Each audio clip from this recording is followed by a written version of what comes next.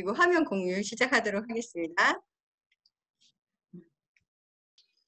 보이시죠? 화면? 자, 동그라미로 표시해 주세요. 오늘 이제 주제가 황제 내경과 음양 오행 학설에 대한 거예요.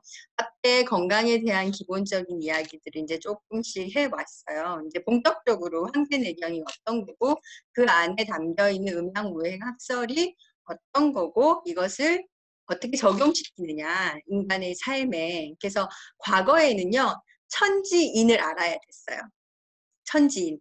하늘을 알고 땅을 알고 사람을 알아야지 살 수 있었거든요. 그래서 하늘을 깨우쳤느냐 이건 이제 천문. 그 다음에 땅을 깨우쳤느냐 이게 지리예요. 왜냐하면 이런 풍수지리나 천문지리가 인간의 생존에 굉장히 중요한 시기였어요. 하늘을 읽지 못하면 농사를 지을 수가 없고 방위를 알지 못하면 기후에 적응하지 못해서 각종 질병에 걸리게 되고 그리고 이제 땅의 습도라든지 이런 것들이 되게 중요했죠. 방향이나 이런 게. 근데 지금은요 거의 그게 필요가 없어졌어요. 천지를 알 필요가. 왜냐면 하늘은 일기예보가 다 해줘요. 그리고 땅은 우리가 알지 못해도 이렇게 지도에 다 표시가 되잖아요. 그리고 좋은 이런 장면. 잠깐만요. 제가 전화가 와서. 응?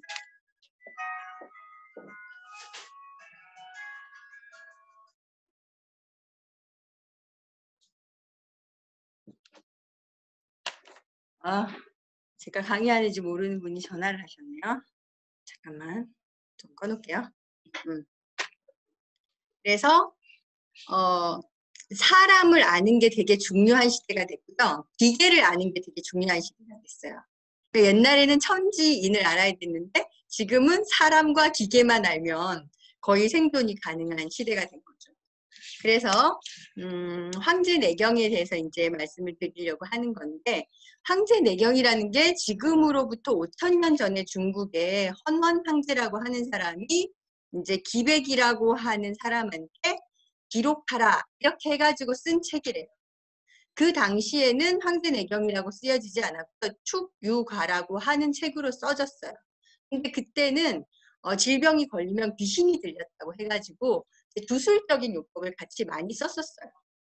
그래서 뭐 이런 약도 먹이고 뭐 이렇게 말하자면 일종의 제사나 국 같은 걸 했는데 뭐 병이 나았다. 이런 책의 기술이 되게 많았던 거예요.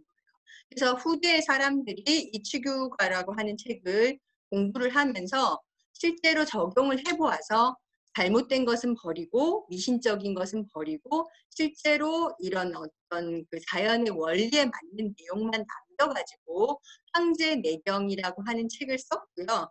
그 당시에 썼던 황제 내경이라는 책 속에서 이제 소문이 있고 이렇게 세 가지 편으로 나뉘어져 있거든요.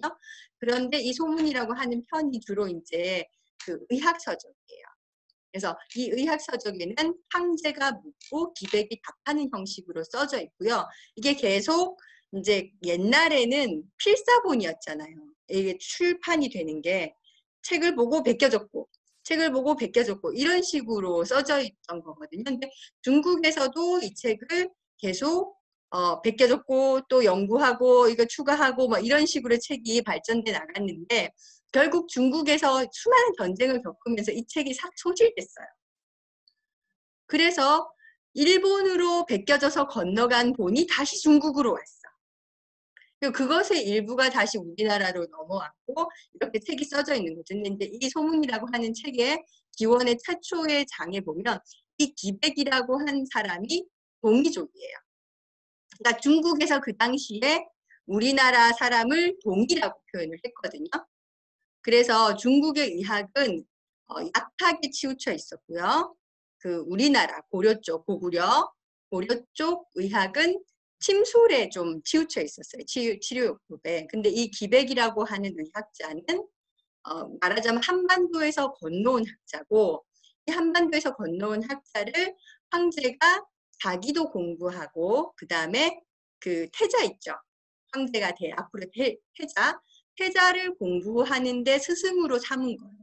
그래서 황제가 묻고 기백이 답한다는 태자가 기백한테 물어보면 그 스승이 제자한테 묻고 답하고 하는 형식으로 책이 기술이 돼 있는 거고 실제로 이제 황제의 스승으로 자리를 잡았다고 하거든요. 그래서 이 역사를 이제 다시 돌이켜 봐서 과거에 이 헌원 황제라고 이 책을 썼다고 하는 헌원 황제가 누구인가? 왼쪽이 헌원 황제고요. 오른쪽이 치유천왕이라고 하는 사람이 이제 그냥 기록이에요. 그래서 그 한당보기 같은 책 좀 보시거나 한민족의 역사에 대해서 좀 관심을 가지고 있는 사람들은 치유천왕이라고 하는 사람을 들어봤어요. 그래서 우리나라가 단군 신화라고 돼 있는데 실제로는 역사가 있잖아요. 그게 기록에 남아있는 게 없어졌을 뿐이에요. 문헌적인 기록이 그냥 유적만 있을 뿐이거든요. 근데 과거에 우리나라 역사였단 말이에요. 단군 이전의 역사예요. 이 치우천왕이라고 하는 사람. 그래서 환인이라고 하잖아요. 단군인데 환인 아들로 그 우리나라 한반도에 내려왔다고 돼 있는데 그 만주벌판에서 더 북쪽 시베리아에 가까운 쪽에 한민족의 뿌리가 있다는 건 아실 거예요. 그쪽에서 넘어왔다는 거. 근데 그 지역에서 살던 황제인 거예요. 그래서 한민족의 뿌리가 됐는데 이 치우천왕이라고 하는 사람이 그 국가를 세우고 이렇게 대결을 한 거죠. 이 헌원 황제하고. 그래서 진짜 수백 번 싸웠대요. 거의 이겼는데 정말 마지막에 대패를 해가지고 헌원 황제가 중국 대륙을 차지하게 된 거예요. 그래서 그때부터 역사가 중국의 역사가 되기 시작한 거야.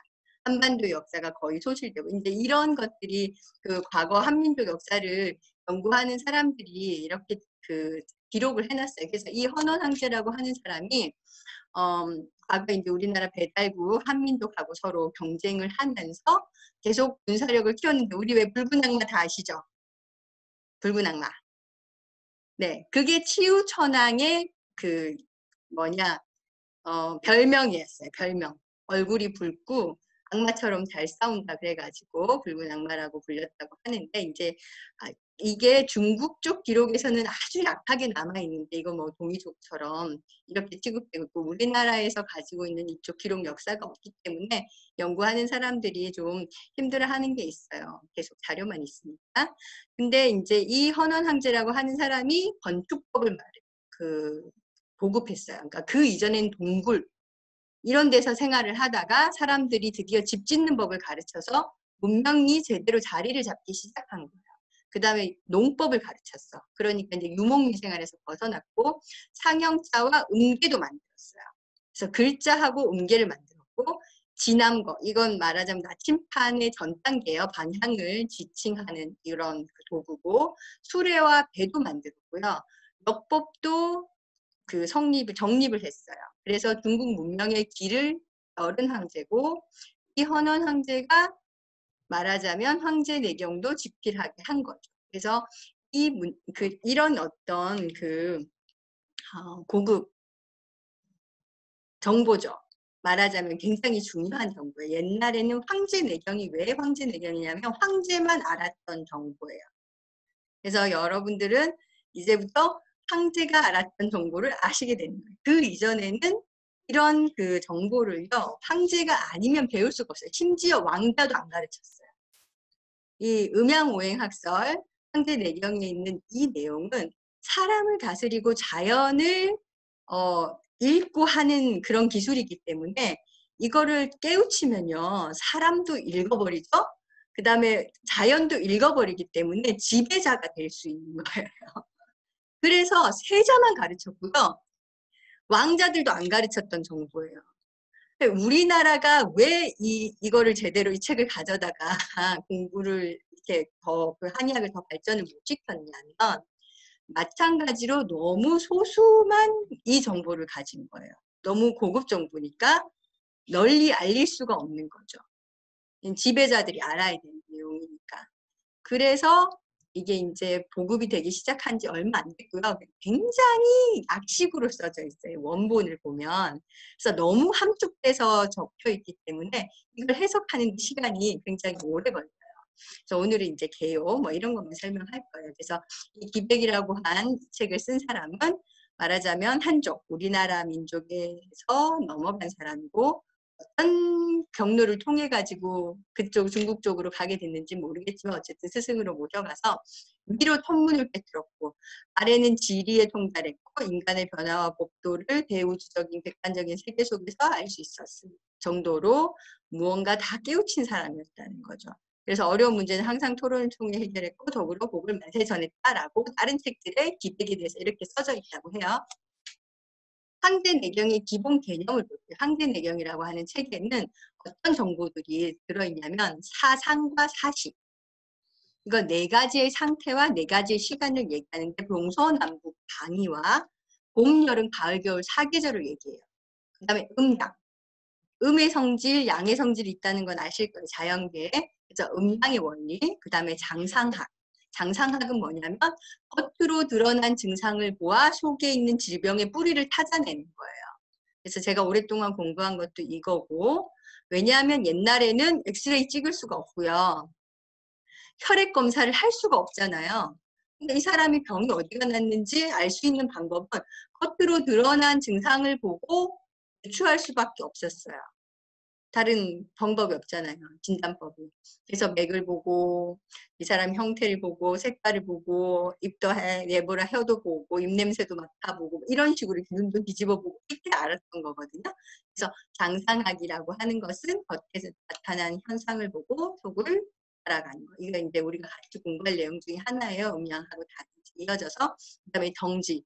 마음의 감정의 생각이나 신체의 감각이나 행동이나 생각 같은 것들이 서로 영향을 주고 있는 거니까 마음에서 일어난 어떤 동요가 우리 몸에 영향을 주는 어떤 원리에 대한 것들이 나와 있고 추혈, 경혈이라고 하죠. 그래서 경락과 경혈 혹은 이제 그 여러 가지 흐름의 경락의 이런 그 기능이라든지 아니면 위치라든지 이런 것들이 쭉 서술돼 있고요. 그다음에 음식으로 조절하는 방법.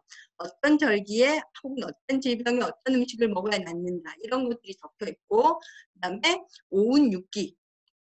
오운육기는 풍한 서수푸화 6가지 기운과 목화토금수 5가지의 운행의 원리가 만나서 우리 몸에서 어떤 변화를 일으키는가 하는 것들에 대해서 기본이 설명이 돼 있어요. 얘기만 들어도 복잡하죠. 복잡하죠. 근데 이제 하나하나씩 되게 쉽게 이해 나가면 여러분들이 생활하는 데 있어서 어떤 그 가치 기준이 생겨요. 그래서 어떤 현상에만 머무르지 않고요. 조금 더 원리에 치우쳐가지고 사물을 보는 능력이 생겨요. 자연계뿐만 아니라 사람에 대해서도 마찬가지고요. 그래서 이제 이런 공부를 쭉 해나가면서 저도 많은 것들을 느꼈어요. 아, 역시 사람도 자연의 일부다. 그리고 자연도 그 안에 원리가 다 숨어 있다. 그래서 사람이 이제 쭉 발전하면서 지금의 모습에 이르렀는데, 불필요한 게 별로 없이 이렇게 자연계는 최선을 남기려고 노력하는 거예요. 음양오행론의 시초는 음과 양이 서로 나뉘어져 있다. 그런데 음 중에 양이 있고 양 중에 음이 있다. 이런 식으로 표현이 되는 것들을 이제 밑에 그림이 보이시죠? 이게 그 태그 마크인데 음양, 그러니까 흰색과 검정색으로 표현이 돼 있어요. 붉고 파랗게 표현이 돼 있는 게 아니고, 그래서 일반적으로 음이 검게 표현되고요, 양이 희게 표현이 되는데 그거는 그냥 이제 이제 시각적으로 좀 더 개념을 이해하기 쉽게 하기 위해서 만들어진 그림이고요. 하얀색 이 반원 동그라미 안에 검은 게 있죠. 이게 절대성을 얘기하는 게 아니고 상대성을 얘기하는 거예요. 그 다음에 이제 검은 거 안에도 흰색이 들어있는데 상대적이기도 한다는 거죠. 그래서 우리가 음양오행론을 볼 때 이렇게 양분법적으로 너무 보시면 안 돼요. 어떤 기준에 비해서 좀 더 음에 가깝다 아니면 좀 더 양에 가깝다는 뜻이에요. 그래서 왜 우리가 여자를 음에 비교하고 남자를 양에 비교하잖아요. 근데 좀 더 왜 남자 같은 여자가 있죠. 남자 같은 여자. 내 안에 남자 있어. 뭐 이런 거. 그러면은 음인데 좀 더 양에 가까운 거야. 그럼 치료를 할 때 남자처럼 치료를 해야 되는 경우가 있어요. 그리고 그 남자인데 좀 더 여자에 가까운 사람이 있어요. 그죠? 그러면 양인데 음에 가까워. 나이가 들면 여성 호르몬이 더 많이 나오나요? 남자들도? 여자들은 나이가 들면 남성 호르몬이 더 많이 나오나요? 우리 그렇게 얘기를 많이 하잖아요. 근데 사실은 나이가 들면 여자가 여성 호르몬이 떨어져서 상대적으로 남성 호르몬의 비율이 올라가는 거예요. 나이가 들어가는데 더 많이 나오고 이런 게 아니에요. 비율이 떨어지는 거야. 여성 호르몬의 비율이. 남성 호르몬의 비율이 떨어지니까 상대적으로 여성 호르몬의 비율이 높아요. 남자도 2개가 다 나오고요. 여자도 2개가 다 나와요. 원래. 남성 호르몬적 성적, 여성 호르몬 둘 다 분비가 되는데 여자가 만약에 95대 5였다. 그랬다가 90대 10이 되는 거야.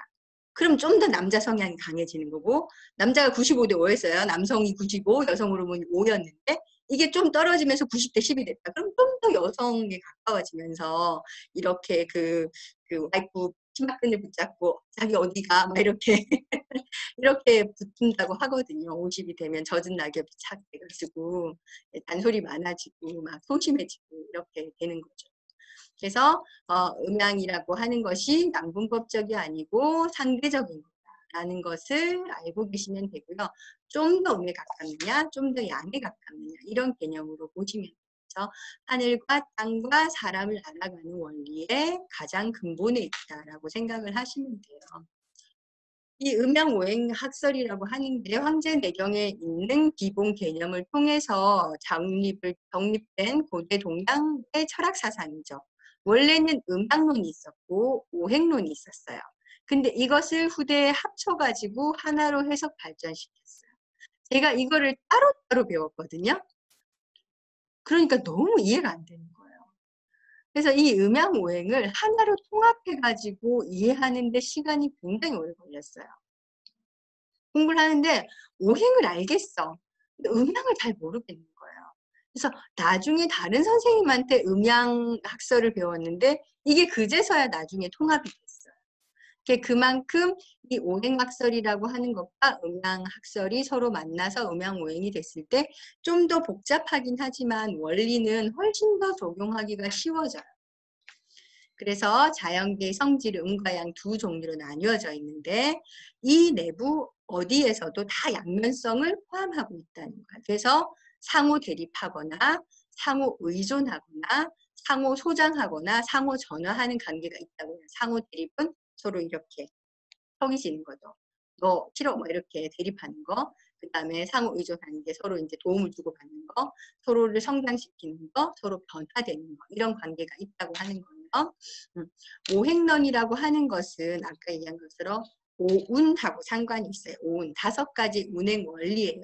그래서 목, 화, 토, 금, 수 이런 성격을 띠게 되는데 목의 기운이라고 하는 것은 나무처럼 쭉 자라면서 상승하는 기운인데 음과 양이 서로 평형선을 그으면서 음은 위로 올라가고 아니 음은 밑으로 내려가고 양은 위로 올라가요. 그래서 이렇게 되는 거예요. 그래서 뿌리도 자라고 줄기도 자라게 되는 거죠. 봄이 되면 어떻게 돼요? 싹이 떨어져서 이렇게 자라죠. 뿌리가 자라는 것만큼 줄기가 자라요. 이게 바로 목의 기운이야. 그래서 봄이 되면 목의 기운이 강성해지는 거예요. 화의 기운은 어떻게 돼요? 좀 더 더워지면 줄기가 이렇게 퍼져요. 그러면서 잎도 이렇게 벌어지잖아요. 처음에 잎이 날 때 어때요? 이렇게 오그라져 있어요. 그랬다가 이게 펴져요. 이게 화의 기운이야. 잎이 퍼지게 하고 줄기가 퍼지게 하는 기운. 뿌리도 어떻게 될까요? 처음에는 이렇게 내리다가 그 다음에 이렇게 잔뿌리를 뿌리죠. 이렇게 퍼지게 하는 기운이 화의 기운이에요.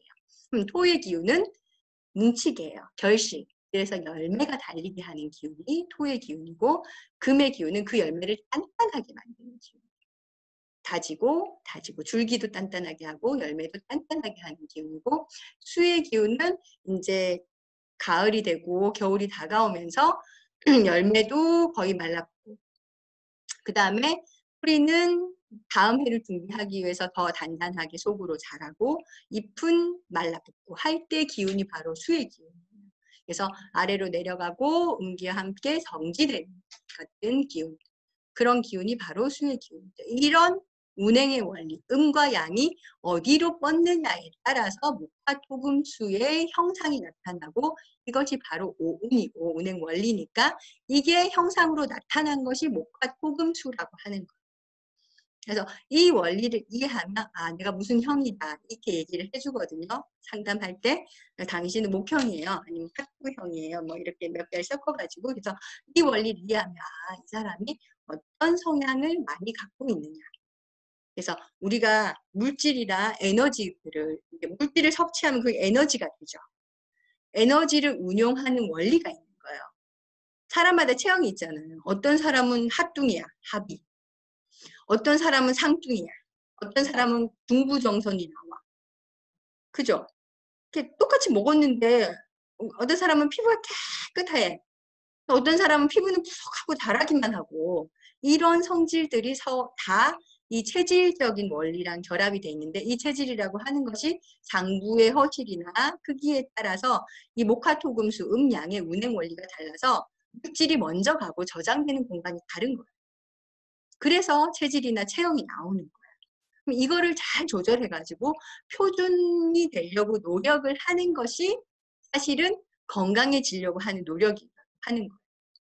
그래서 이 5가지 물질과 운행 원리는 서로 상호 자생, 서로 생하게 하거나 서로 제약, 상호 제약, 아니면 서로 에너지를 뺏어가지고 내가 더 잘 먹고 잘 살려고 하는 성질이 있기 때문에 이것을 바로 오행이라고 하는 거예요. 그래서 음양 오행론이 철학적인 체계를 갖추고 발전한 뒤에 동양의학 영역에 대해서 엄청난 영향을 미쳤어요. 그래서 이 황제내경이라고 하는 책은요, 동양의학에서는 바이블이에요. 성경책과 같아요. 이거를 공부하지 않고서는 어떤 한의학 서적도 이해할 수가 없어요. 가장 근본이기 때문에.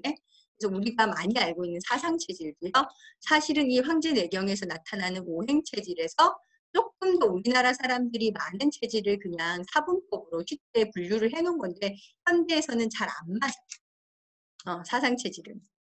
사상체질 근본 원리가 한 지역에서 나서 거기서 계속 죽을 때까지 살고, 그냥 계속 사시사철 그 절기에 맞춰서 살고 하는 사람들이 체질이 바뀌지 않는다, 이 근본 원리에 있기 때문에 계속 변화가 있고 이동이 잦고 하루면 지구 반대편에 가 있는 그런 현대인들한테는 맞지 않아요.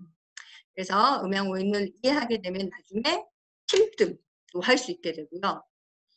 치료의 원리를 이해하게 돼요. 그래서 옛날에는 마을에 왜 처사 뭐 이런 사람들이 있었잖아요. 과거에 이렇게 초시에 합격한 사람들, 그런 사람들이 동네에서요 의원 노릇을 같이 했었어요. 왜냐하면 그들이 공부한 게 이게 황제내경이고 사서상경이고 이런 것들을 공부를 하잖아요. 그럼 사람에 대한 원리를 이해하기 때문에 침뜸을 어디에 꽂아야 되는지 아는 거예요. 근데 이거 공부 안 한 사람은 모르니까 그런 공부를 한 사람들이 동네에서 의원 노릇을 할 수밖에 없었어요. 의사가 없는 그런 마을에서는.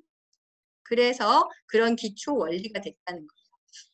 음양중 이론과 속성표에 대해서 이제 잠깐 다시 설명을 하면, 우리가 음과 양에 대해서만 이제 얘기를 하는데, 양이 다가 아니고 가운데 중간이 있어요. 꼭 굳이 얘기한다면 음양 사상이 음양중 사상으로 바뀌었어요, 나중에는. 그래서 중간이 있다. 가운데가 있다는 거예요. 이걸 조절할 수 있는. 그래서 태양만 있는가, 보통 우리가 양을 태양이라고 비교하고 음을 달이라고 비교를 하는데, 그럼 지구는 뭐냐는 거죠. 우린 지구에 사는데. 그게 중간에 있다고 해서 지구. 하늘이 있고 땅이 있어요. 하늘을 양, 땅을 음이라고 보는데, 그럼 사람은 가운데 있죠. 그 사이에 껴있으니까 그게 중이라고 보는 거예요. 부모가 있고 자식이 있잖아요. 아빠가 있고 엄마가 있어요. 아빠는 양, 엄마는 그럼 자식은 중간. 이렇게 보는 거예요. 그래서 양성자, 음의 전자, 중성자가 발견된 거고, 선생이 있으면 학생이 있으면 내용이 있다. 소프트웨어가 있으면 하드웨어가 있고, 이걸 운용하는 전기가 있는 거죠. 그래서 실제로는 사물은 음과 양으로 양분되는 것이 아니고 이렇게 가운데서 3태극이라고 하죠. 3개로 이렇게 나뉘어져 있는 거.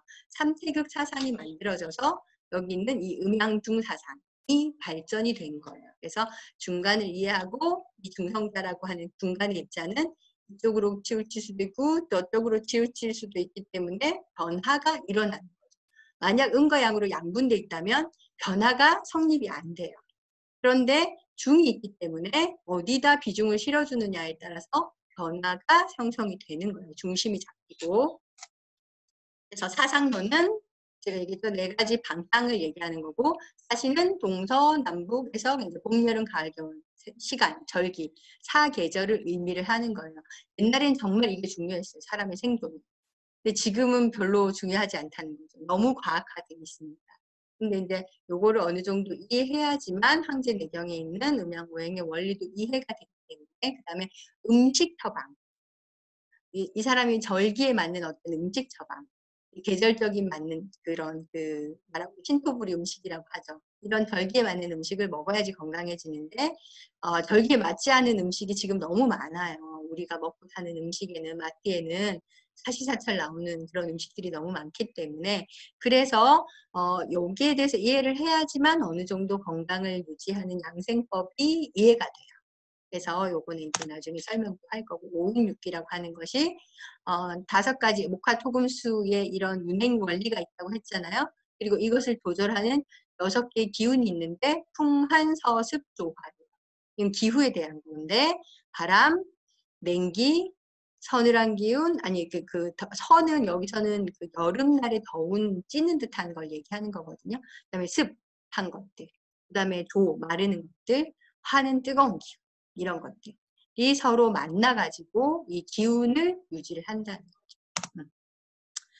그래서 이제 바람과 냉기와 서한 거, 그 다음에 이게 더운 거, 찌는 거 얘기하는 거예요. 습한 거, 비가 내리는 것처럼 조한 거, 화한 거 이런 것들이 사람의 몸에 어떻게 영향을 끼치느냐. 이 육기라고 하는 것이 운에 어떤 영향을 끼치느냐 이런 것들 이제 배우게 되는 거예요. 그래서 바람을 맞은 과일은요 신맛이 나요. 목의 기운을 떠요.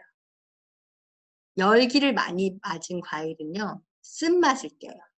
그래서 여름에 비가 많이 안 오고요. 바람 불고 되게 더웠어요. 그러면 그 과일은 정말 시고요 써요.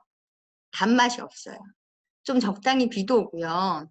푹푹 쪄주고요. 습도가 높고 이렇게 해야지 단맛이 띄어요. 곡식이. 아니면 과일 같은 거 열매들이. 그래서 이 기후에 따라서 서로 다른. 왜 과일을 한 나무에서 따도 위아래 맛이 다르잖아요.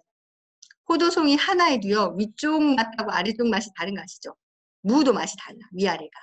그래서 하나의 생명체인데 맛이 달라. 그게 자라는 환경에서 노출된 기운이 다르기 때문에 그래요.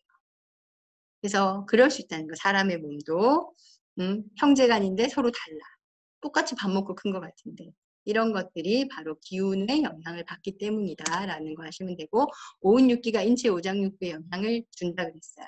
그래서 자연계, 동식물계에는 물론 사람의 오장육부의 기의 안팎을 서로 이렇게 운행하는 게 적용이 되는 거죠. 영향을 줘요. 그래서 자연계의 기후 변화는 반드시 인체의 오장육부에 기에 영향을 미치는데 계절과 기후 변화의 법칙과 인체 건강의 관계를 잘 파악하시잖아요. 그러면 기후 상황에 따라 적절한 건강 유지 대책을 세우고 행동을 할 수가 있어요. 그래서 이런 것들이 이제 과거의 양생법이라고 했어요. 질병에 걸리지 않고 건강하게 생활하는 방법이 양생법이라고 건강법이죠. 이게 질병을 예방하고 그리고 건강하고 장수하는 방법이라고 하는 그런 목표에 이를 수 있게 하는 것이 바로 이 황제내경을 배우는 원리의 취지예요. 황제내경 배우는 우리가 황제내경을 배우려고 하는 취지. 어떻게? 건강하게. 질병에 걸리지 않고 그 다음에 혹시나 걸렸어도 쉽게 이기고 그 다음에 오래 장수할 수 있도록 하는 이런 목표에 이룰 수 있게 해준다라고 생각을 하시면 돼요. 오늘 준비한 건 이제 여기까지고 다음 주 화요일 날 10시에 또 만나게 뵙게 될 텐데 제가 중간중간에 좋은 강의 있으면 이제 뭐 개별적으로나 아니면은 단톡방이나 이렇게 안내를 할 거예요. 그래서 앞으로 오랫동안 해 나가야 되는 긴 강정의 시작이라고 생각하시면 돼요. 근데 이 황제내경의 원리는 굉장히 복잡하고 다양한 것 같지만 되게 심플한 게 그때그때 적용이 가능해요. 뭘 배우든지 그날 배웠던 것을 그 주에 적용을 한번 해보세요. 그러면 훨씬 더 자기 걸로 원리가 터득이 돼요. 그래서 오늘 이런 게 있다라는 걸 배우셨잖아요. 음양이라는 게. 그리고 음양중이라고 하는 것이 있다고 배우셨어요. 그래서 음중이 양 있고 양중이 음이 있고. 그래서 우리가 중간을 맞추기 위해서 노력하는 것이 바로 건강으로 가는 길이다라고 생각하시면 돼요. 그래서 너무 양에 치우치는 것도 너무 음에 치우치는 것도 좋지 않다. 이렇게 생각하시면 돼요. 그래서 우리가 모든 원리를 가지고 내 몸에 적용해보고 내 가정에 적용을 해보시면 좀 더 원리에 맞는 그런 삶을 사실 수 있고요. 오늘 이 강의는 이거로 마치도록 하겠습니다. 이상입니다. 감사합니다.